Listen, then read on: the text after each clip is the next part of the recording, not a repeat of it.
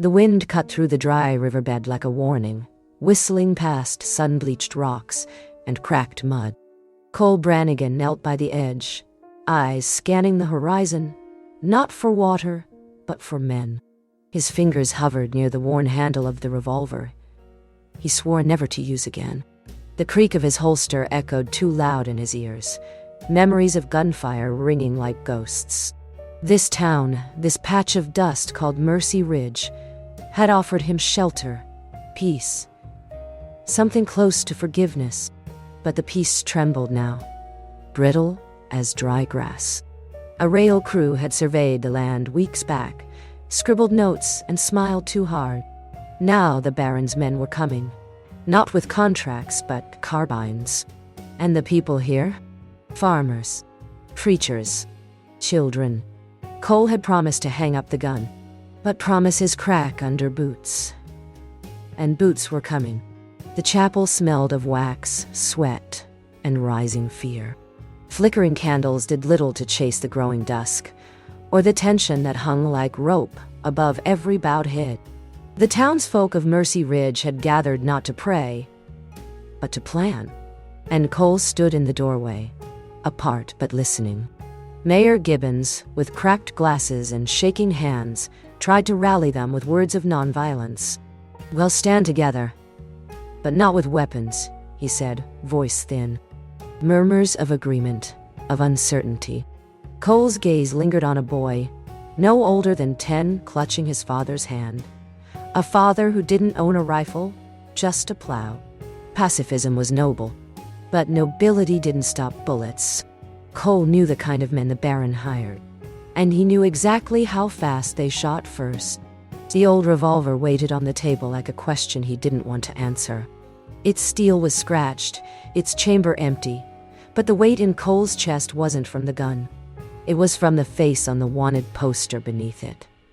His own, a decade faded but still familiar. He'd once ridden with the Hollow Spur gang, back when justice came fast and personal. Back when blood on the ground meant a job done, not a life ruined. Mercy Ridge had never asked about his past, and he'd never offered. But now, the past had ridden ahead of the railroad. If Cole picked that gun up again, there'd be no pretending. He'd be a killer once more. But maybe, just maybe, this time for the right reasons.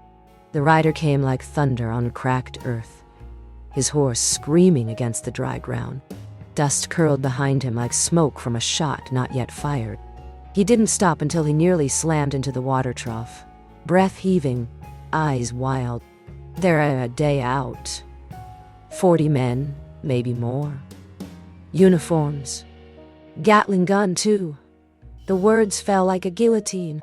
Panic cracked through the crowd gathering in front of the general store. Someone screamed. Someone else dropped their tin cup. Cole stood frozen on the boardwalk, watching everything unravel.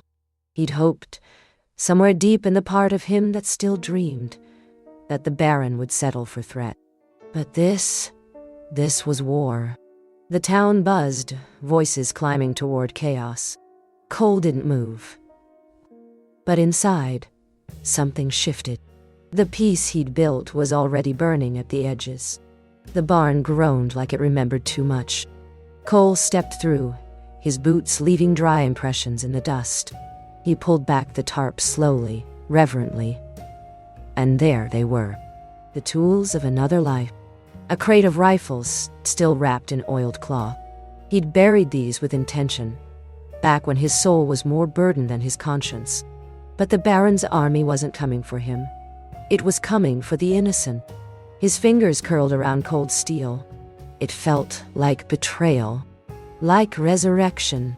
Footsteps behind him made him spin, hand already moving, until he saw Abigail, the schoolteacher, her dress smeared with chalk and worry. She said nothing, just stared at the gun, and Cole, for the first time in years, felt shame burn hotter than sun on his neck. The schoolhouse was quiet now. Abigail stood at the window, her hands trembling against the sill. Outside, Cole walked into the falling sun, rifle slung across his back like an answer to a question no one wanted to ask. She remembered how he read to the children, how he carved toys from driftwood, how the kids called him Mr. Brannigan with wide eyes and trust. But the man outside was not that man. He moved like a ghost returning to old ground, shoulders tight, jaw set. As the sun dipped behind the ridge, she whispered into the silence, "Don't become him again." But he was already gone, swallowed by orange light and the creeping dark. The wind picked up at dusk, carrying with it the scent of distant gunpowder and coming rain. Cole stood on the outskirts of town, beneath a sky bruised by storm and blood promises. Around him, the townsfolk fumbled with rifles, hands shaking, eyes darting. Amos, the blacksmith, kept asking where the safety was. Lydia, who ran the bakery, held the weapon like a broom she couldn't control. Cole showed them the stance, the weight, the recoil, and prayed they'd never need to use it. But as lightning forked the sky in the distance, he knew hope wasn't strategy. These people were kind, soft-edged, full of songs and silence. But tomorrow they'd be soldiers or corpses. He didn't know which truth cut deeper. The house smelled of stew left untouched. Cole sat at the wooden table, revolver open in his hands, pieces lined up with ritual care. Abigail watched from across the flickering lamp. Her spoon never once lifted. Silence filled the space between them like a river too wide to cross. "You don't have to be him," she said finally. Her voice was soft, cracked at the edges. Cole didn't look up. He's the only one who knows how to stop what's coming. Outside, the night groaned with wind and creaking boards. Inside, something more fragile strained, the last thread of who Cole might have been if the world had stayed kind. But kindness didn't build railroads. Men with guns did. Moonlight soaked the cemetery in silver grief. Cole knelt by a modest cross. The wood cracked, the name long worn by wind and time. It was the grave of Samuel Green, a preacher who once stood between Cole and a noose, offering mercy instead of judgment. Mercy Ridge bore the man's name, and his creed still lingered in its bones. Cole whispered to the dirt, voice low, "I tried. I did." His hands trembled around his hat. He wasn't asking for forgiveness. He knew better. He was asking for permission. Tomorrow would bring blood. And if he was to bleed for this town, he needed the blessing of the only man who'd ever seen the killer in him and still called him son. The night answered with silence. And that was enough. The first light cut across the ridge like a blade, slicing mist into gold and dread. Cole stood in the bell tower of the chapel, spyglass pressed to one eye, stomach knotted. There they were, the Baron's men. Dozens of riders, their coats uniform, their rifles gleaming like the morning star. The town was still half asleep, unaware of the shadow now riding down their throats. Cole counted heads, then counted bullets. The numbers didn't match. They never did. Below, Amos rang the warning bell, its sound shrill, desperate. Children clutched their mothers. Men fumbled with rifles. Cole exhaled slow, like drawing from the holster. Steady, final. The time for dread had passed. Now came the storm. Gunfire cracked through Mercy Ridge like judgment. Dust flew, windows shattered, and screams tangled with ricochets in a horrible symphony. The townsfolk fought like scared animals backed into a corner, raw, clumsy, but furious. Behind an overturned wagon, Cole ducked low, twin revolvers hot in his grip. He moved like instinct, like the devil they'd all hoped stayed buried. One shot, two, then three. Bodies fell. A bullet grazed his shoulder, pain white-hot. But he didn't slow. Couldn't. Abigail dragged wounded to safety behind the chapel steps, eyes wide with terror, and something else. Fear not of death, but of what Cole had become again. He pushed forward, straight into the heart of the enemy, because that's what he was built for. Killing, surviving, protecting maybe, if that still meant anything. The alley stank of gunpowder and spilled whiskey. Cole slammed into the mud with a hired gun on top of him. Fists flying, teeth bared. The man grinned. Too young, too fast. But Cole had fury, and fury didn't age. They rolled, scraping against broken crates, hands grasping for steel. The barrel found Cole's throat. He saw sky, heard wind, and then Abigail's voice. A scream. It broke his hesitation. With a snarl, he headbutted the bastard, grabbed the gun and pulled the trigger. Silence. Then, a dull thud. Cole lay there gasping, blood soaking into dirt. Unsure if it was his. The sky spun overhead. Somewhere in town, the fight raged on. But for a moment he felt the weight of every death he'd once tried to outrun, dragging him toward the dust. The smoke curled above the town like a morning veil. Mercy Ridge was still, not peaceful, but stunned. Bodies lay in awkward angles across the square, some in uniform, some in homespun.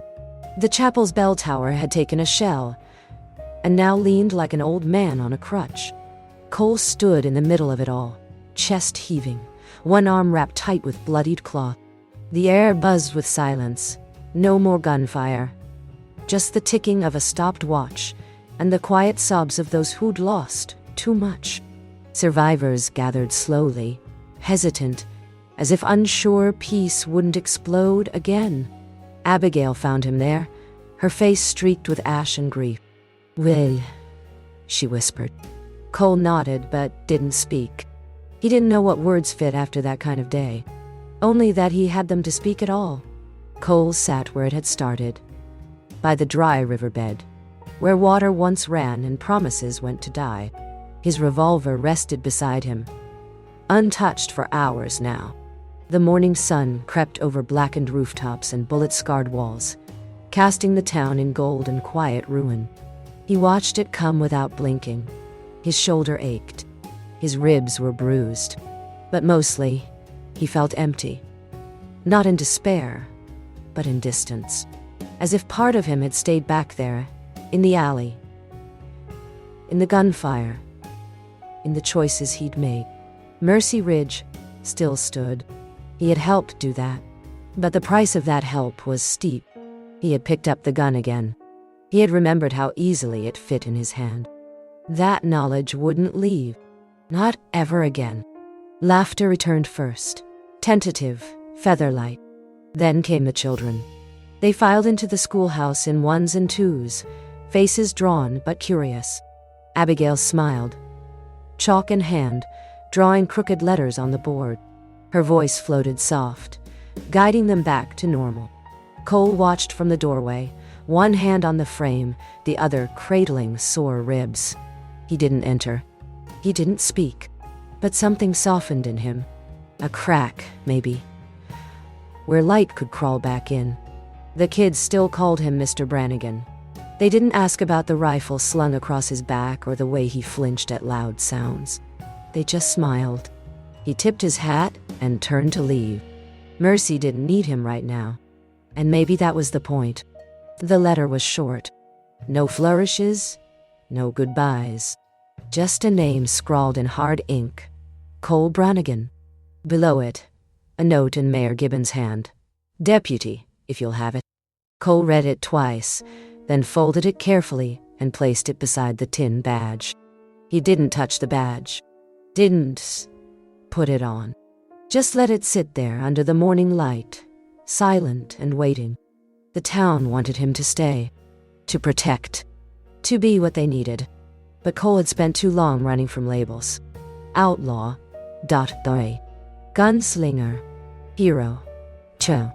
Now, they were asking for another, lawman. He wasn't sure if he could wear that one either, but he didn't walk away from it. Not yet. The horse moved slow, its rider hunched but steady. Cole didn't look back. Mercy Ridge receded into the distance, its rooftops catching the fire of the setting sun, its people already rebuilding, already healing. He had no destination, just the silence of open land and the whistle of wind in his ears. He wasn't leaving for good. Not this time. But he needed space, needed distance between the gunfire and whatever came next. The land stretched wide, indifferent. Somewhere ahead, another town waited. Maybe trouble, maybe peace, maybe something new. He rode into it like a man still learning how to carry both a gun and his own conscience. The saloon was empty, dust settling on silent tables, mirrors spiderwebbed with time. Cole stood in its shadow, reflected in a fractured pane. He barely recognized the man staring back. Weary eyes, tighter lines, a jaw set not with anger, but with resolve. He reached for his holster, not to draw, but to check that it was still there, still waiting. The world wouldn't stop asking for violence, but maybe he could choose when to answer. Maybe. Outside, the wind howled, not like a threat, but like a song remembered from long ago. Cole stepped into it, coat